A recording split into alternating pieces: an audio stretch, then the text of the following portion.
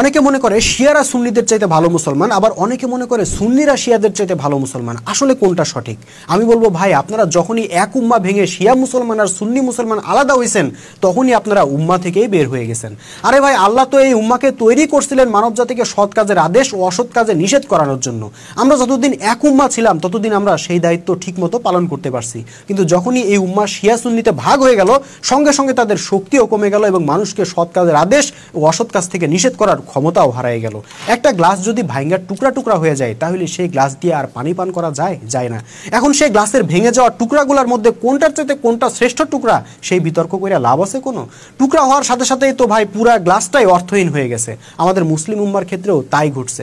আজকের শিয়াই বলেন আর সুন্নিই বলেন, মুসলিম উম্মার ভেঙে যাওয়া এই টুকরাগুলা দিয়ে আল্লাহরও কোনো কাজ নাই, আল্লাহ রাসূলেরও কোনো কাজ নাই। কেননা এই টুকরাগুলা টুকরা থাকা অবস্থায় কোনোদিনই শক্তিশালী হইতে পারবে না, ফলে মানব জাতির কর্তৃত্বের জায়গাতেও যাইতে পারবে না এবং সৎ কাজের আদেশ ও অসৎ কাজে নিষেধও করতে পারবে না। হ্যাঁ, যদি পুনরায় আমরা এই টুকরাগুলো জোড়া দিয়ে একটা পূর্ণাঙ্গ উম্মাহ হয়ে উঠতে পারি, সেদিন আমরা সবাই মিলে সত্যিকারের মুসলিম উম্মাহ হয়ে উঠতে পারবো ইনশাআল্লাহ।